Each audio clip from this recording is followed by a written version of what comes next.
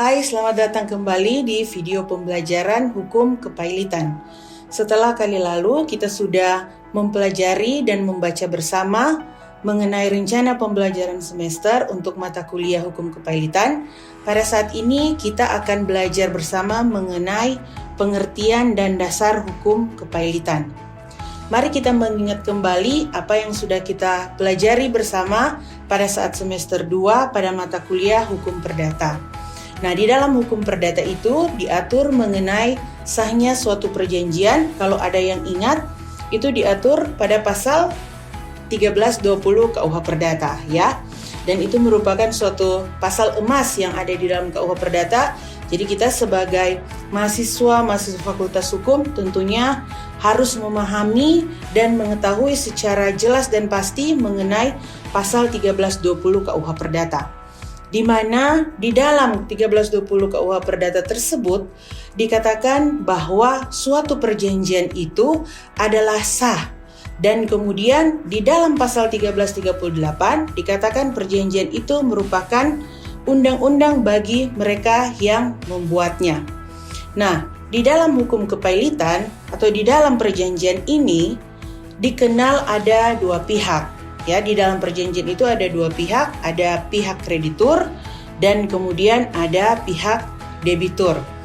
Kedua belah pihak ini, pihak kreditur dan pihak debitur, membuat suatu perjanjian yang mana tentunya itu harus di dalam bentuk tertulis, ya. Jika kita mau membuat suatu perjanjian, memang tidak dilarang di dalam peraturan perundang-undangan untuk membuat suatu perjanjian lisan. Tetapi nanti bagaimana kita untuk membuktikannya itu memang agak sulit. Jadi sebaiknya untuk perjanjian kita buat hitam di atas putih supaya jelas mana batasan-batasan atau hak dan kewajiban yang akan atau harus dilakukan oleh kedua belah pihak, dalam hal ini pihak kreditor dan juga pihak debitor. Nah, di dalam hukum kepailitan ini masing-masing, ya, antara debitor dan kreditor itu memiliki hak dan kewajiban. Berarti ada apa? Suatu prestasi di situ, ya, ada suatu prestasi di mana kita itu memberi atau berbuat sesuatu ataupun tidak berbuat sesuatu. Nah, prestasi dalam buku Anglo-Saxon itu dia dikenal dengan istilah consideration. Apa yang dimaksud dengan consideration itu? Nah, jadi consideration atau prestasi, ya, merupakan sesuatu yang diberikan, dijanjikan atau dilakukan secara timbal balik, ya. Jadi ada perbuatan, kemudian ada sikap, ya, tidak berbuat atau janji dari masing-masing pihak adalah harga bagi janji yang telah dibeli oleh pihak lainnya. Ya, jadi ingat apa yang sudah kita pelajari juga di dalam KUH Perdata, ada suatu asas, ya, yang mana janji itu harus ditepati atau yang kita kenal dengan asas pacta sunt servanda. Janji harus ditepati. Ketika ada orang atau misalkan debitor ini dia tidak memenuhi, ya, janji antara yang sudah disepakati antara kreditur dan debitur, maka di situ terjadi suatu hal yang kita kenal dengan wan prestasi atau biasanya sering disebut dengan ingkar janji. Wan prestasi itu adalah keadaan di mana yang berutang tersebut dia lalai untuk memenuhi kewajibannya, ya. Nah, yang berutang lalai tersebut dia tidak memenuhi kewajibannya bukan disebabkan oleh keadaan memaksa atau overma. Ya, keadaan overma itu contohnya seperti keadaan kalau misalnya kita dihadapi dengan bencana alam, ya. Tapi wan prestasi di sini berarti yang berutang atau yang berjanji tersebut dia lalai. Nah, di dalam KUH Perdata kita mengenal ada 3 bentuk wan prestasi, ya. Jadi ada 3 bentuk wan prestasi. Yang pertama, tidak memenuhi prestasi sama sekali. Yang kedua, terlambat memenuhi prestasi. Dan ketiga, memenuhi prestasi, tapi secara tidak baik.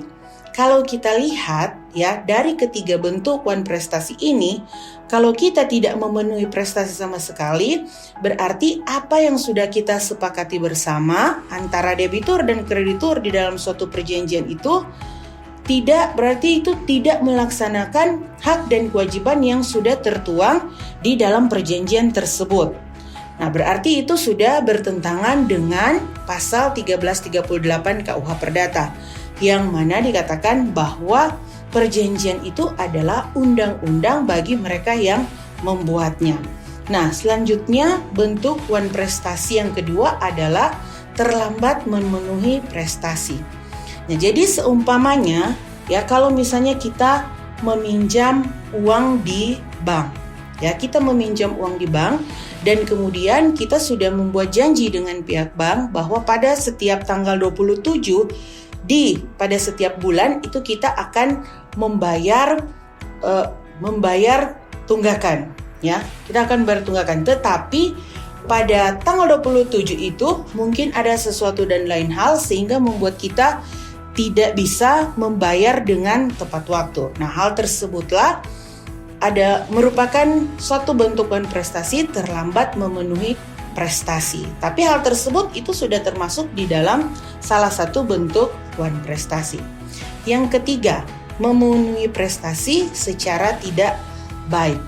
Nah, memenuhi prestasi secara tidak baik ini kita bisa melihat bahwa misalkan prestasi yang akan kita berikan tersebut atau hak dan kewajiban yang akan kita berikan tersebut kepada kreditor kita ataupun kepada debitur, berarti kita dapatkan hal itu dengan secara tidak baik.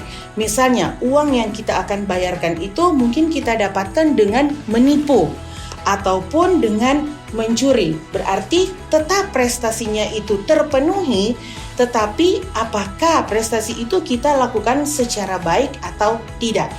Jadi apabila kita tidak membuat prestasi tersebut secara baik, itu juga bisa masuk di dalam bentuk wan prestasi yang ketiga, yaitu tidak memenuhi prestasi secara tidak baik. Nah, kita telah melihat tadi dan kita sudah mengingat kembali pasal 1320 KUH Perdata, pasal 1338 KUH Perdata, dan kemudian kita sudah mempelajari tadi mengenai prestasi dan juga wan prestasi. Apabila debitur dalam hal ini dia tidak melakukan prestasinya, dia tidak memenuhi prestasinya, ada suatu lembaga di Indonesia yang tentunya dapat menyelesaikan permasalahan tersebut. Jadi kalau misalnya kita melaporkan kepada polisi orang yang berutang, sebenarnya itu hal tersebut kuranglah cocok, ya.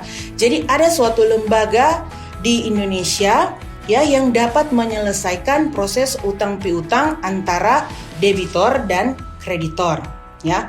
Lembaga itu adalah Lembaga Kepailitan dan Penundaan Pembayaran Kewajiban Pembayaran Utang. Ya, jadi Kepailitan dan PKPU itu adalah lembaga yang ada di Indonesia yang bisa memberikan solusi kepada masyarakat mengenai penyelesaian utang piutang.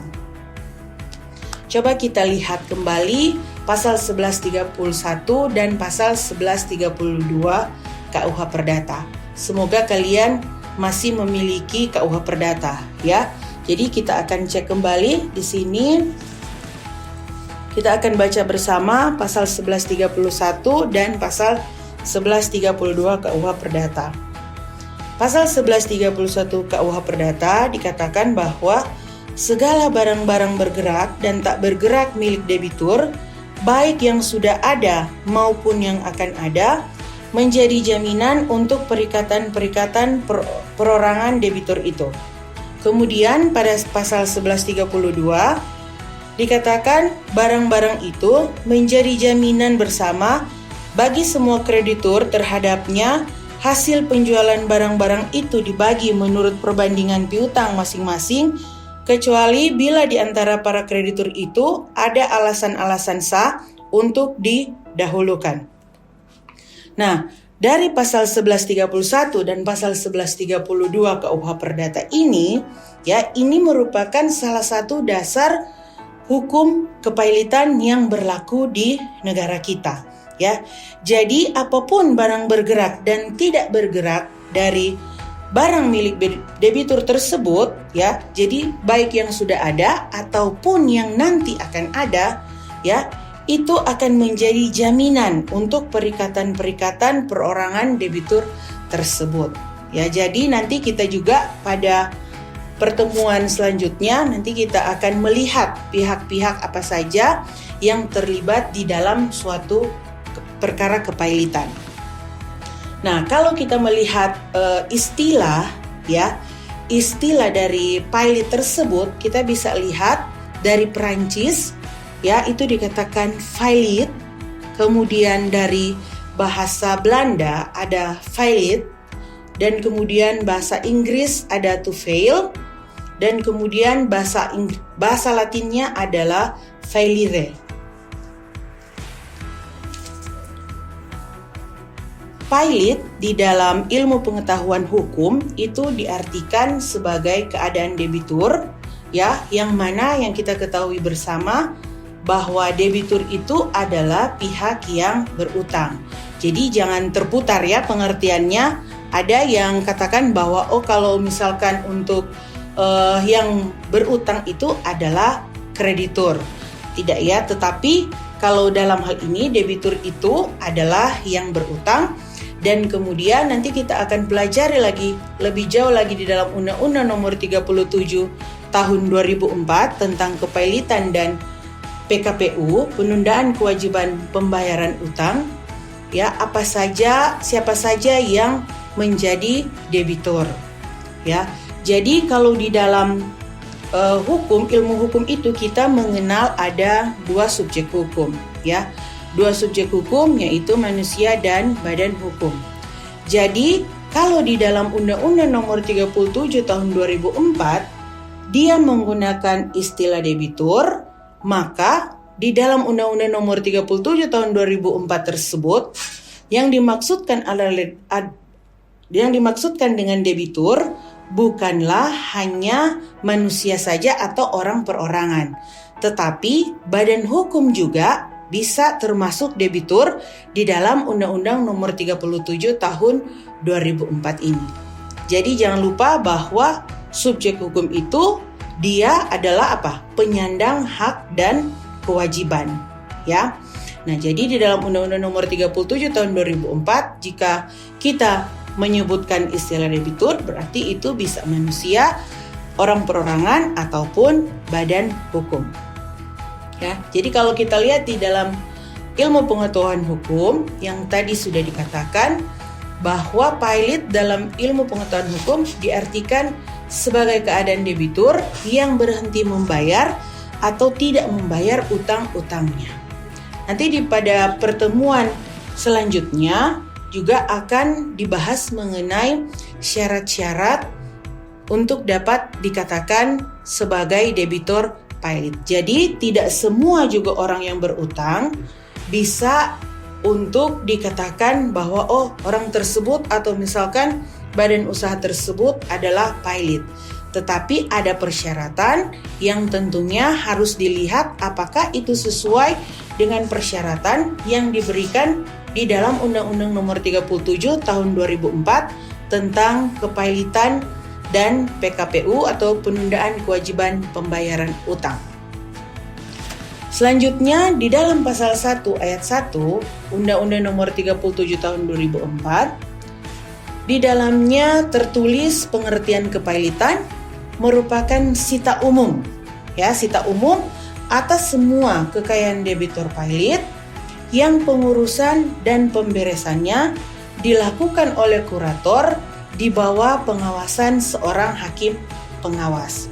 Nah, jadi kalau kita melihat suatu kepailitan itu berarti akan dilakukan suatu sita umum yang mana nanti pengaturan harta dari debitur pailit tersebut setelah tentunya dinyatakan pailit oleh hakim pengadilan niaga, ya, itu pengurusan untuk harta pailitnya itu akan dilakukan oleh kurator. Jadi dalam hal ini nantinya debitor pilot tersebut dia tidak bisa lagi untuk mengurus harta sendiri ya, tapi harta yang oleh debitor pilot ini akan diurus oleh seorang kurator. Nah, pekerjaan kurator ini nanti akan diawasi oleh seorang hakim pengawas. Nanti kita akan pelajari lagi mengenai pihak-pihak yang terlibat di dalam kepailitan dan PKPU. Di situ nanti akan dijelaskan siapakah kurator itu dan kemudian siapakah hakim pengawas itu. Tadi juga sudah disinggung mengenai hakim pengadilan niaga yang nanti kita akan lihat, oh ternyata untuk kasus kepailitan di negara Indonesia ini kita diselesaikan di pengadilan niaga dan kemudian ada hakim yang khusus yang mengatur mengenai, yang memutuskan mengenai perkara tersebut. Selanjutnya, kita akan melihat dasar-dasar hukum kepailitan. Tadi sudah disinggung mengenai KUH Perdata dan juga Undang-Undang Nomor 37 Tahun 2004 mengenai kepailitan dan PKPU atau penundaan kewajiban pembayaran utang. Jadi di sini pasti kalian sudah mendapatkan gambaran, oh berarti hukum kepailitan itu untuk dasar hukum yang berlaku di negara kita, di Indonesia, yaitu adalah KUH Perdata, ya, Kitab Undang-Undang Hukum Perdata, dan juga Undang-Undang Nomor 37 Tahun 2004, ya.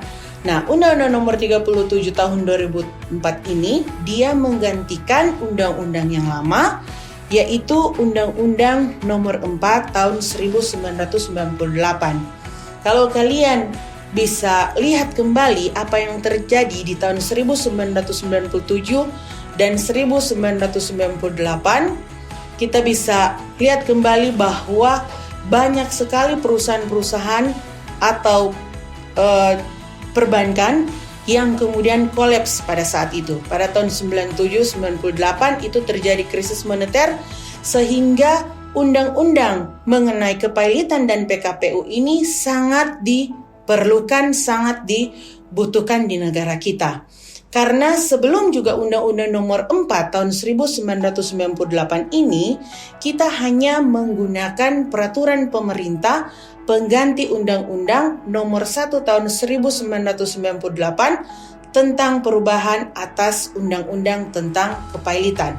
Yang mana sebelum Undang-Undang Nomor 1 Tahun 1998 ini, di Indonesia kita masih diberlakukan peraturan dari zaman Hindia Belanda, ya. Jadi pada saat itu kita masih menggunakan undang-undang tentang kepailitan atau yang disebut dengan Faillissementsverordening, ya, di mana diatur di dalam Stadblad tahun 1905, Junto Stadblad tahun 1906 nomor 348. Jadi pada saat ini kita sudah memiliki Undang-Undang Kepailitan dan PKPU yang baru, yaitu Undang-Undang Nomor 37 Tahun 2004. Jadi, kalian diharapkan setelah melihat video pembelajaran ini, kalian bisa mengerti kenapa lembaga kepailitan tersebut diperlukan di negara kita. Masih ada banyak sekali, ya, perjanjian-perjanjian yang tidak disepakati.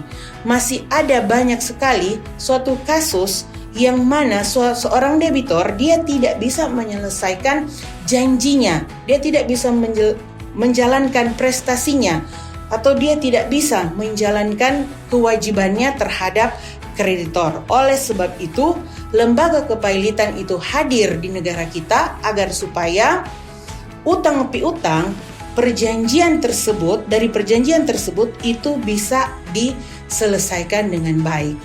Jadi, kita akan membahas lebih lanjut lagi mengenai hukum kepailitan ini pada video pembelajaran selanjutnya. Terima kasih dan sampai jumpa.